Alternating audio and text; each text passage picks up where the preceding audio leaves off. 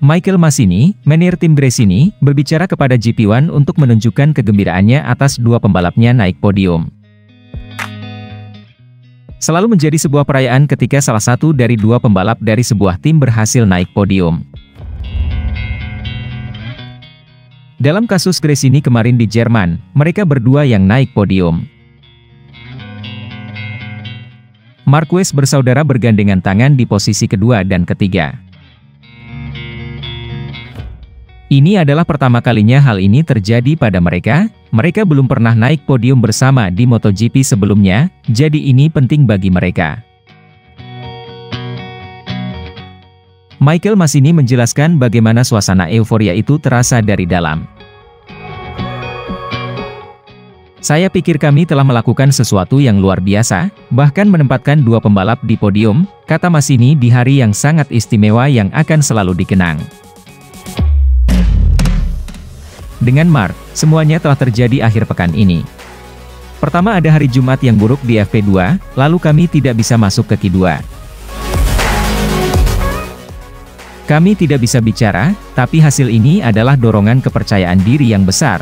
Ia menyebutkan Marc secara khusus karena ia mengalami kecelakaan parah pada hari Jumat dan itu memperumit segalanya. Selain itu, ini adalah sesuatu yang tidak ia duga. Semua terjadi secara improvisasi. Alex dan Marc ada di sana, ya, tapi kecelakaan Jorge Martin juga ada hubungannya dengan itu. Dia selalu memiliki motivasi yang luar biasa dan berhasil menjaganya tetap tinggi bahkan di dalam grup kami, katanya, dalam hal ini mengacu pada anak tertua dari dua bersaudara itu. Rasa sakitnya hari ini telah mereda meskipun ia menghadapi balapan yang sangat panjang.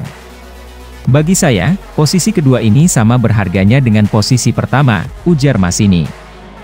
Tentu saja, kecelakaan yang dialami Marc pada hari Jumat membuat banyak orang ragu.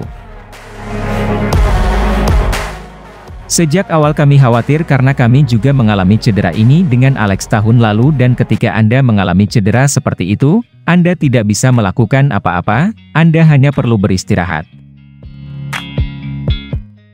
Ketika ia didiagnosis mengalami cedera memar tulang rawan, kami bernapas lega.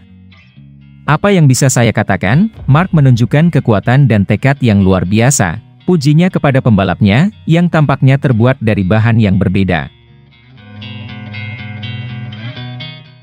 Namun, bukan hanya Marc yang tampil bagus, Alex Marquez tetap berada di depan, sementara Martin tidak beruntung karena terjatuh 2 lap menjelang akhir balapan.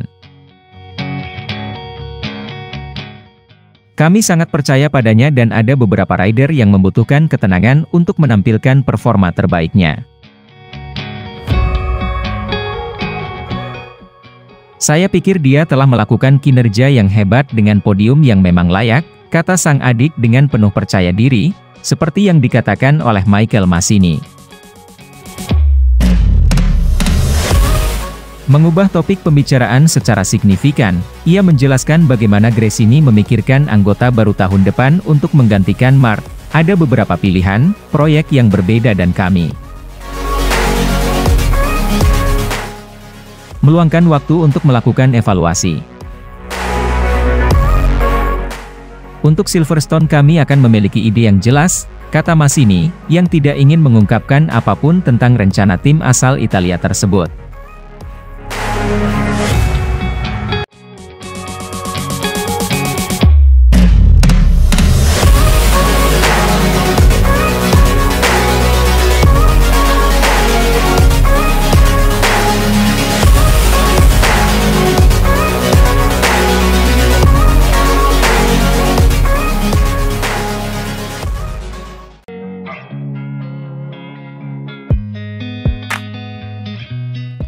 Marc Marquez mendapat pujian atas finish podiumnya di MotoGP Jerman meskipun mengalami beberapa kendala yang menyakitkan.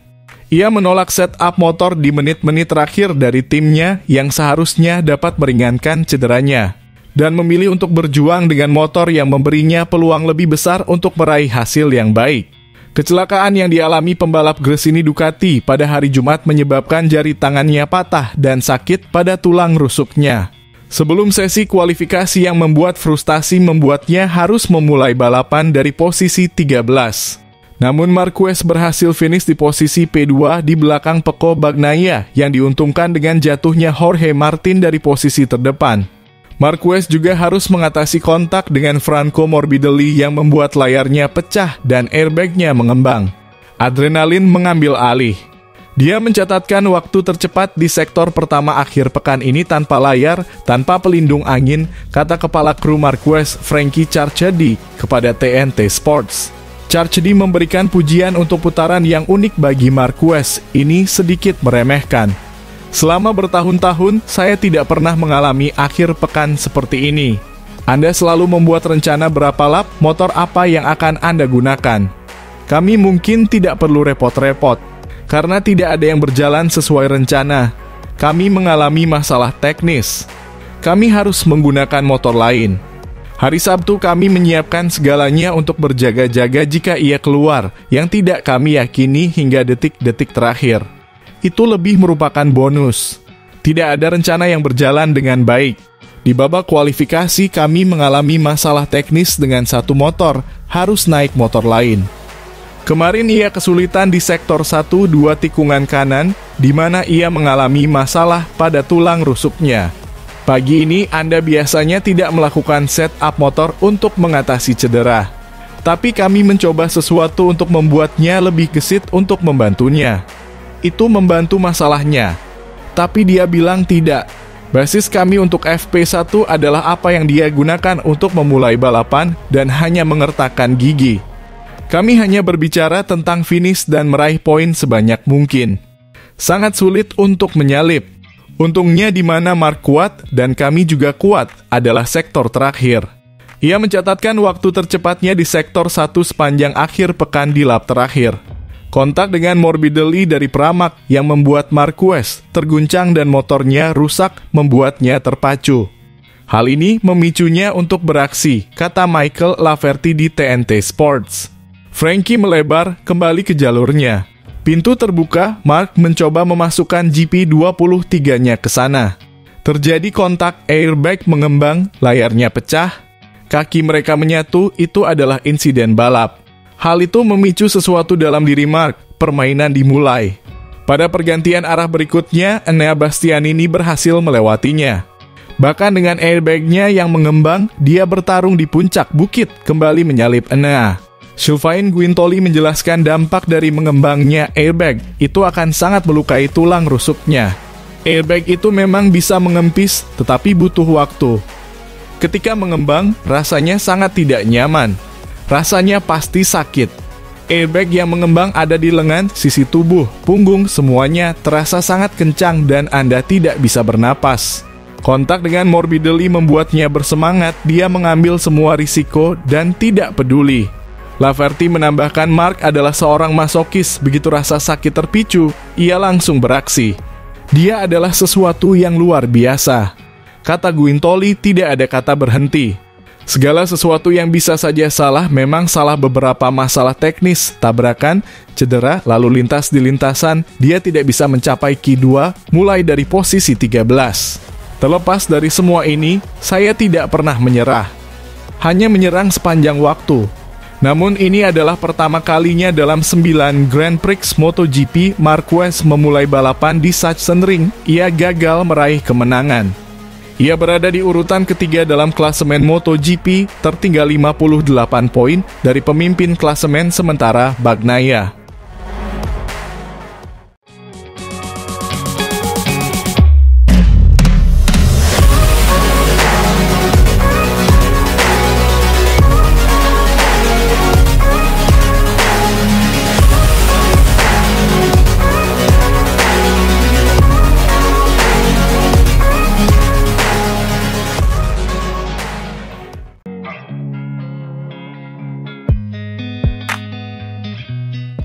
Di atas kertas, Marc Marquez kalah dalam balapan Grand Prix Jerman pertamanya di Sachsenring sejak 2009 di kelas 125 cc pada hari Minggu.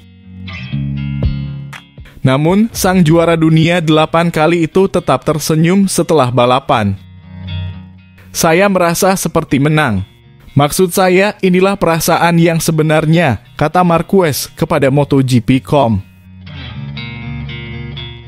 Itu karena Marquez tidak hanya menyelesaikan akhir pekan yang melelahkan karena cedera, masalah teknis, dan kualifikasi yang buruk dengan berada di posisi kedua secara mengejutkan, tetapi juga membentuk podium ganda yang unik dengan adiknya, Alex.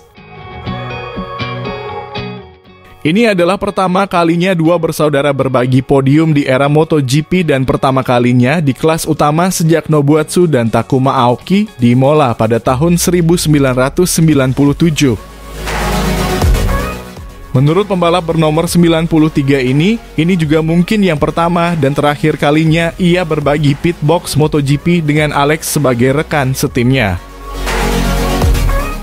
Saya sangat senang bisa berbagi podium dengan saudara saya. Ini adalah hari yang tidak akan pernah saya lupakan karena akan sulit untuk mengulanginya di masa depan, kata Mark. Jujur saja, musim ini saya katakan tidak mungkin terulang. Kenapa? Karena sulit bagi saya untuk naik podium. Baginya juga. Jadi, menemukan hari Minggu yang sama ketika kami berdua naik podium adalah sesuatu yang tidak nyata. Dan kemudian dalam balapan kering, balapan yang sangat cepat. Dia adalah pembalap yang sangat berbakat dan hari ini dia menunjukkannya. Saya harap ayah dan ibu saya menikmatinya karena mungkin ini adalah kali terakhir kami berbagi podium. Kami akan menikmatinya seolah-olah ini adalah yang terakhir kalinya.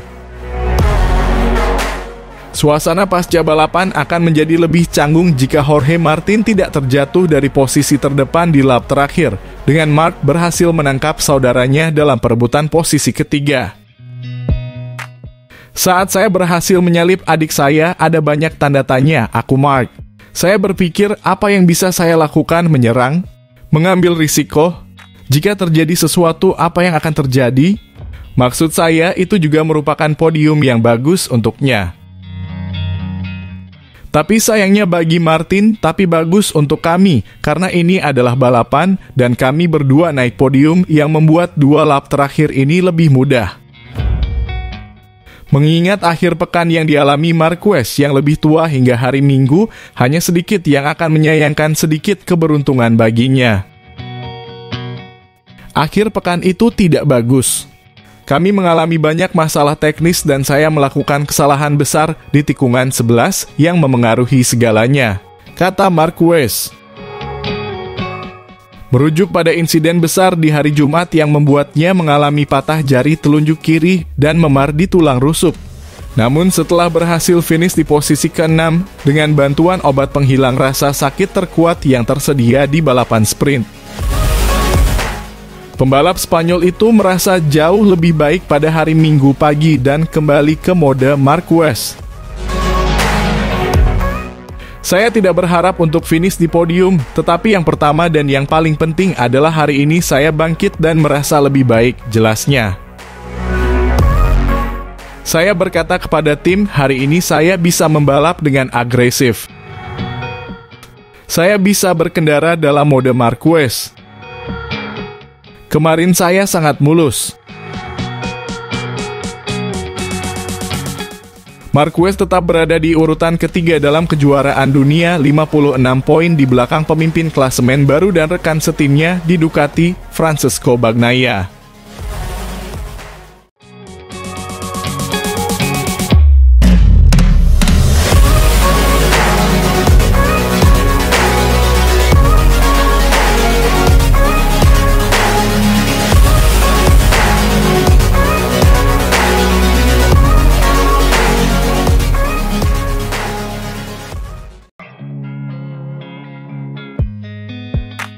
Lampu padam dengan awal yang baik dari Jorge Martin yang tetap berada di posisi pertama.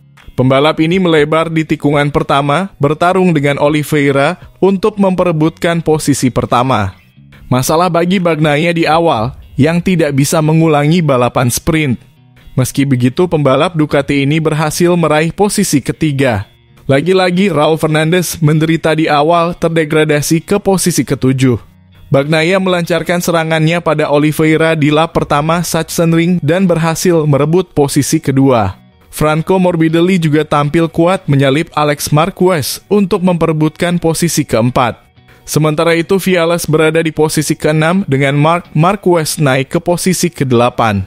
Menjelang lap berikutnya, Bagnaia berada di posisi pertama.